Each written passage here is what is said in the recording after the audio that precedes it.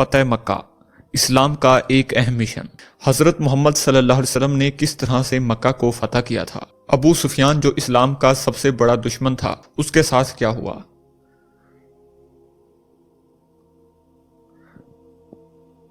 فتح مکہ کی جانب سے مکہ میں ابو سفیان بہت بے چین تھا۔ آج کچھ ہونے والا ہے، وہ بڑبڑایا۔ اس کی نظر آسمان کی طرف بار بار اٹھ رہی تھی۔ اس کی بیوی ہندا نے، جس نے حضرت امیر حمزہ رضی اللہ تعالیٰ عنہ کا گلا چبایا تھا، اس کی پریشانی دیکھ کر اس کے پاس آ گئی تھی۔ بولی، کیا بات ہے؟ کیوں پریشان ہو؟ ناظرین، ابو سفیان چونکا، کچھ نہیں، طبیعت گھبرا رہی ہے، میں ذرا گھوم کر آتا ہوں۔ وہ یہ کہہ کر گھر کے بیرونی دروازے سے باہر نکل گیا۔ مکہ کی گلیوں سے گھومتے گھومتے وہ اس کی حد تک پہنچ گیا تھا۔ اچانک اس کی نظر شہر سے باہر ایک وسیع میدان پر پڑی۔ ہزاروں مشالیں روشن تھیں، لوگوں کی چہل پہل ان کی روشنی میں نظر آ رہی تھی، اور بمباہٹ کی آوازیں تھیں، جیسے سینکڑوں لوگ دھیمی آواز میں کچھ پڑھ رہے ہوں۔ اس کا دل دھک سے رہ گیا تھا۔ اس نے فیصلہ کیا کہ وہ قریب جا کر دیکھے گا کہ یہ لوگ کون ہیں۔ اتنا تو وہ سمجھ ہی چکا تھا کہ مکہ کے لوگ تو غافلوں کی نیند سو رہے ہیں، اور یہ لشکر یقیناً مکہ پر چڑھائی کے لیے ہی آ رہا تھا۔ وہ جانتا ہی تھا کہ یہ کون ہیں، اور وہ آہستہ آہستہ لشکر کے کافی قریب پہنچ چکا تھا۔ کچھ لوگوں کو اس نے پہچان لیا تھا، اور اس کے اپنے ہی لوگ تھے جو مسلمان ہو چکے تھے، اور جو لوگ مدینہ میں ہجرت کر چکے تھے۔ اس کا دل ڈوب رہا تھا۔ وہ سمجھ گیا تھا کہ یہ لشکر مسلمانوں کا ہے، اور یقیناً حضرت محمد صلی اللہ علیہ وسلم اپنے جانثاروں کے ساتھ مکہ پہنچے ہیں۔ وہ چھپ کر حالات کا جائزہ لے ہی رہا تھا کہ عقب سے کسی نے اس کی گردن پر تلوار رکھ دی، اور اس کا اوپر کا سانس اوپر اور نیچے کا نیچے رہ گیا تھا۔ لشکر کے پہرے داروں نے اسے پکڑ لیا تھا، اور اب اسے بارگاہ محمد صلی اللہ علیہ وسلم میں لے جا رہے تھے۔ اس کا ایک ایک قدم کئی من کا ہو چکا تھا۔ ہر قدم پر اسے اپنے کرتوت یاد آ رہے تھے۔ جنگ بدر، احد، خندق، خیبر، سب اس کی آنکھوں کے سامنے ناچ رہی تھی۔ اس سے یاد آ رہا تھا کہ اس نے کیسے سرداران مکہ کو اکٹھا کیا تھا، محمد صلی اللہ علیہ وسلم کو قتل کرنے کے لیے کیسے نجاشی کے دربار میں جا کر تقریریں کی تھی کہ یہ مسلمان ہمارے غلام اور باغی ہیں، ان کو ہمیں واپس دو۔ کیسے ان کی بیوی ہندا نے امیر حمزہ کو اپنے غلام حبشی کے ذریعے شہید کروا کر ان کا سینہ چاک کر کے ان کا کلیجہ نکال کر چبایا، اور ناک اور کان کاٹ کر گلے میں ہار بنا کر ڈالے تھے، اور اب اسے اسی حضرت محمد صلی اللہ علیہ وسلم کے سامنے پیش کیا جا رہا تھا۔ اسے یقین تھا کہ اس کی روایت کے مطابق جیسے ہی دہشت گرد کو تحت تیز کر دیا جائے گا۔ ناظرین، ادھر بارگاہ رحمت العالمین میں اصحاب کٹھے تھے، اور صبح کے اقدامات کے بارے میں مشاورات چل رہی تھی کہ کس نے آ کر ابو سفیان کی گرفتاری کی خبر دے دی۔ اللہ اکبر! خیمے میں نعرہ تکبیر بلند ہوا، اور ابو سفیان کی گرفتاری ایک بہت بڑی خبر اور کامیابی تھی۔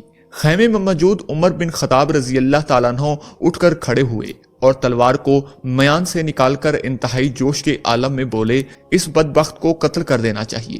شروع سے ہی سارے فساد کی جڑ یہی رہا ہے۔ ناظرین، چہرے مبارک رحمت العالمین پر تبسم نمودار ہوا، اور ان کے دلوں میں اترتی ہوئی آواز گونجی، کہا، بیٹھ جاؤ عمر، اسے آنے دو۔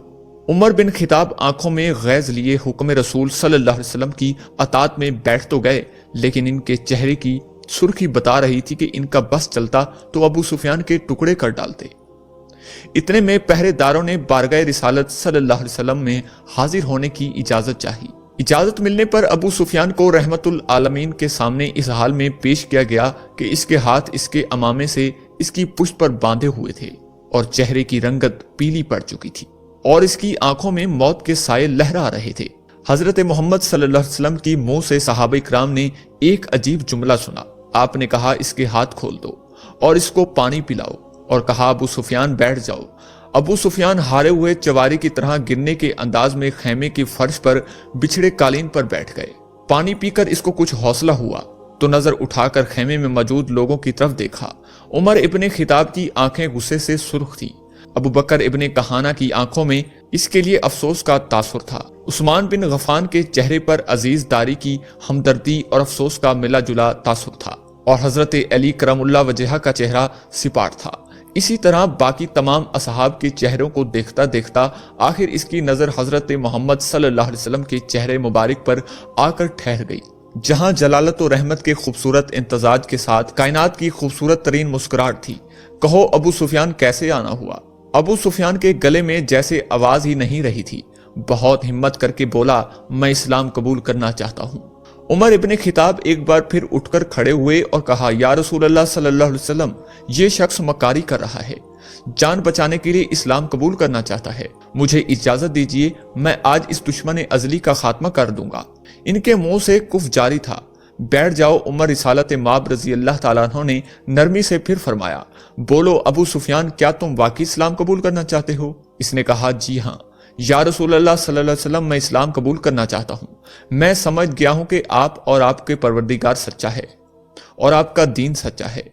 इसका वादा पूरा हुआ। मैं जान गया हूँ कि सुबह मक्का को फतह होने से कोई नहीं बचा सकेगा। चेहरे रिसालत माब सल्लल्लाहु अलैहि वसल्लम पर मुस्कुराहट फैली। ठीक है अबू सुफियान, तो मैं तुम्हें इस्लाम की दावत देता हूँ और तुम्हारी दरख्वास्त कबूल करता हूँ। जाओ, तुम आजाद हो। सुबह हम मक्का में दाखिल होंगे। इंशाअल्लाह मैं तुम्हारे घर को, जहां आज तक इस्लाम और हमारे खिलाफ साजिशें होती रहीं, जाए अमन करार देता हूं। जो तुम्हारे घर में पनाह ले लेगा वो महफूज रहेगा।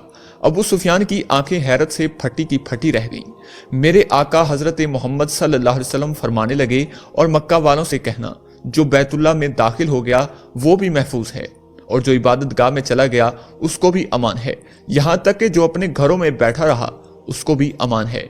जाओ अबू सुफियान, जाओ, जाकर सुबह हमारी आमद का इंतजार करो और कहना मक्का वालों से कि हमारा कोई तलवार म्यान से बाहर नहीं होगी, हमारा कोई तीर तरकिश से बाहर नहीं होगा, हमारा कोई नेजा किसी की तरफ सीधा नहीं होगा, जब तक कि कोई हमारे साथ लड़ना न चाहे। अबू सुफियान ने हैरत से हजरत मोहम्मद सल्लल्लाहु अलैहि वसल्लम की तरफ देखा और कांपते हुए होंठों से बोलना शुरू किया, अशहदु अल्ला इलाहा इल्लल्लाहु व अशहदु अन्ना मुहम्मदन अब्दुहु व रसूलु। सबसे पहले उमर इब्ने खिताब आगे बढ़े और अबू सुफियान को गले से लगाया। मरहबा ऐ अबू सुफियान, अब से तुम हमारे दीनी भाई हो। तुम्हारी जानो माल हमारे ऊपर वैसे ही हराम हो गया है जैसे कि हर मुसलमान का दूसरे पर हराम है। तुमको मुबारक हो कि तुम्हारी पिछली सारी खताएं माफ कर दी गई हैं और अल्लाह तबारक व तआला तुम्हारे पिछले गुनाह माफ फरमाए। अबू सुफियान हैरत से खिताब के बेटे को देख रहा था। ये वही था कि चंद लम्हे पहले जिसकी आंखों में इसके लिए शदीद नफरत और गुस्सा था और जो इसकी जान लेना चाहता था, अब वही इसको गले से लगाकर भाई बोल रहा था। नाज़रीन, ये सोचने लगा कि ये कैसा दीन है, ये कैसे लोग हैं। सबसे गले मिलकर और रसूल अकरम सल्लल्लाहु अलैहि वसल्लम के हाथों पर बोसा देकर अबू सुफियान खेमे से बाहर निकल गया। वो दहशतगर्द अबू सुफियान के जिसके शर से मुसलमान आज तक तंग थे, इन्हीं के दरमियान से सलामती से गुजरता हुआ जा रहा था। जहां से गुजरता इस सलामी लश्कर का हर फर्द, हर जंगजू, हर सिपाही जो थोड़ी देर पहले इसकी जान के दुश्मन थे, अब आगे बढ़ बढ़कर मुसाफिया कर रहे थे, इसे मुबारकबाद दे रहे थे, खुशामदीद कह रहे थे। अगले दिन मक्का शहर की हद पर जो लोग खड़े थे, इनमें से सबसे नुमाया अबू सुफियान थे। मुसलमानों का लश्कर मक्का में दाखिल हो चुका था। किसी एक तलवार, किसी एक नेजे की कोई खून का कतरा नहीं था। लश्कर इस्लाम को हिदायत मिल चुकी थी कि किसी के घर में दाखिल मत होना, किसी की इबादत गाह को नुकसान मत पहुंचाना, किसी का पीछा मत करना, औरतों और बच्चों पर हाथ ना उठाना, किसी का माल न लुटना। बिलाल हबशी रजी अल्लाह ताला अन्हु आगे आगे ऐलान करता जा रहा था कि ऐ मक्का वालों, रसूल खुदा सल्लल्लाहु अलैहि वसल्लम की तरफ से आज तुम सब के लिए आम माफी का ऐलान है। किसी से इसके साबिक़ा अमाल की बाज बरस नहीं की जाएगी। जो इस्लाम कबूल करना चाहे वो कर सकता है, जो गुनाह करना चाहे वो अपना साबिक़ा दीन पर रह सकता है। सबको इनके मजहब के मुताबिक इबादत की खुली इजाजत होगी। सिर्फ मस्जिदुल हराम और इसकी हदूद के अंदर बुत परस्ती की इजाजत नहीं होगी। किसी का जरिया माश छीना नहीं जाएगा। किसी को अर्ज की गर्जी व जायदाद से महरूम नहीं किया जाएगा। गैर मुसलमानों के जानो माल की हिफाजत मुसलमान करेंगे। हिंदू अपने घर के दरवाजे पर खड़ी लश्कर इस्लाम को गुजरते देख रहे थे।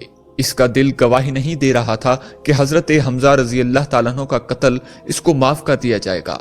लेकिन अबू सुफियान ने तो रात यही कहा था कि इस्लाम कबूल कर लो, सब गलतियां माफ हो जाएंगी। बिना जुल्म तशद्दुद, बिना खून बहाए, बिना तीर और तलवार चलाए मक्का फतह हो चुका था। लोग जोग दर जोग अफाकी मजहब को अख्तियार करने और अल्लाह की तौहीद और रसूल अकरम सल्लल्लाहु अलैहि वसल्लम की रिसालत का इकरार करने मस्जिदुल हराम के सहन में जमा हो रहे थे। तभी मक्का वालों ने देखा कि इस हजूम में हिंदा भी शामिल थी। नाज़रीन, ये हुआ करता था इस्लाम, ये थी इसकी तालीमात, ये सिखाया था रहमतुल आलमीन ने हजारों दरूद और सलाम हो आप सल्लल्लाहु अलैहि वसल्लम पर। मेरे प्यारे भाइयों बहनों, उम्मीद करता हूं कि आज की वीडियो आपको पसंद आई होगी।